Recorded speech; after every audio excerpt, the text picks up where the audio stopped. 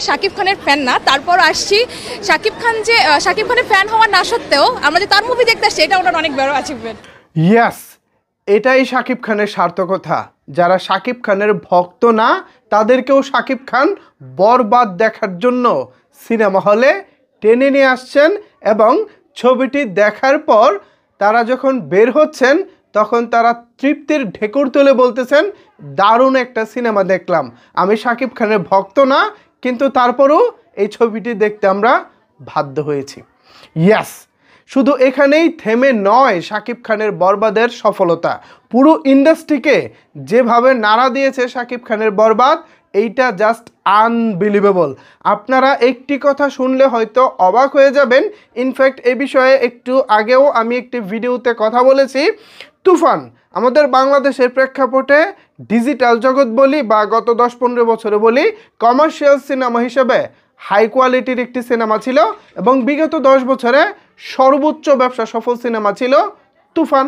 So সেই তুফান দেখে অনেকেই শাকিব খানের ফ্যান হয়েছিলেন এবং আমরা ধারণা করেছিলাম এই তুফানকে হয়তো বা ছাড়িয়ে যাওয়া সম্ভব না, কারণ তুফানের মতো সিনেমা বারবার হয় না, একবারই হয়। অথচ আমাদের সবার সেই ধারণাকে মিথ্যে প্রমাণ করে দিয়ে, ইন্ডাস্ট্রির সবার ধারণাকে মিথ্যে প্রমাণ করে দিয়ে বরবাদ যে গতিতে এগিয়ে যাচ্ছে, দর্শকরা যেভাবে প্রশংসা করতেছে, শুধু যে সাকিবিয়ান তারা তা না, শাকিব খানের ভক্ত বাইরে মানে সাকিবিয়ানদের বাইরেও যারা সাধারণ দর্শক আছেন, যারা সচরাচর বাংলা সিনেমা দেখেন না, তারাও এখন হলে ছুটে আসছেন। এই সফলতাকে আপনারা কিভাবে অস্বীকার করবেন? এই অস্বীকার করার সুযোগ নাই। বরবাদের হাইপ এই মুহূর্তে যেই জায়গায় পৌঁছে গেছে, বরবাদ নিয়ে মানুষের আগ্রহ যেই জায়গায় রয়েছে, এভাবে যদি চলতে থাকে কন্টিনিউয়াসলি, তাহলে শাকিব খান যে স্বপ্ন দেখেছিলেন 100 কোটির ক্লাবে, বরবাদ এবার পৌঁছেই যাবে। শাকিব খান কিন্তু তুফান সিনেমার প্রেস কনফারেন্সে বলেছিলেন যে তিনি স্বপ্ন দেখেন তার সিনেমার যেই ব্যবসা সেটা 100 কোটির ক্লাবে যাবে। সেই স্বপ্নটা কিন্তু এখন আমাদের কাছে মনে হচ্ছে খুব বেশি দূরে নয়। গাইবান্ধার ঝুমারবাড়ির রুমা সিনেমা হলের মালিকের একটি বক্তব্য ভাইরাল হয়েছে।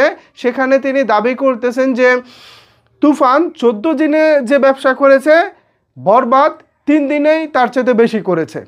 মানে তুফানের মতো ক্রেজ, দুষ্টু কুকির লাগে উড়াদুরা গানগুলো দিয়ে রায়হান রাফি যে ক্রেজ তৈরি করেছিলেন, হলে হলে যেভাবে উপচে পড়া ভিড় হয়েছিল, সেই ভিড়ের পরেও 14 দিনে হল মালিক যে ব্যবসা করেছে, সেই ব্যবসাটা বরবাদ দিয়ে এখন 3 দিনে হচ্ছে। 1 2 3 জাস্ট 3 দিনে হচ্ছে।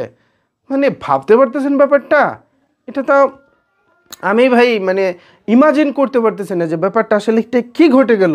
মেহেদী হাসান হৃদয়টা কি কারিশমা দেখাইলেন, শাকিব খান কি অভিনয় করলেন রে ভাই, প্রযোজক শাহরিন আক্তার সুমি কি অ্যারেঞ্জমেন্টটা দিলেন, কি পরিমাণে টাকা খরচ করেছেন, জাস্ট ভাবুন।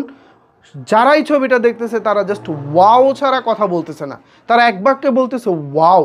এটা কি ছিল আসলেই, এটা কি ছিল? এটা একটা অন্য লেভেলের ব্যাপার স্যাপার ছিল, দুর্দান্ত ছিল। সো ভিউয়ার্স, শাকিব খানের এখন দর্শক সংখ্যা ভক্তদের তুলনায় সাধারণ যারা দর্শক আছেন তারাও এখন বেশি আসছেন, ভক্ত হয়ে যাচ্ছেন। এ বিষয়টিকে আপনারা কীভাবে দেখছেন চাইলে অবশ্যই সেটি নিচের কমেন্ট বক্সে জানাতে পারেন।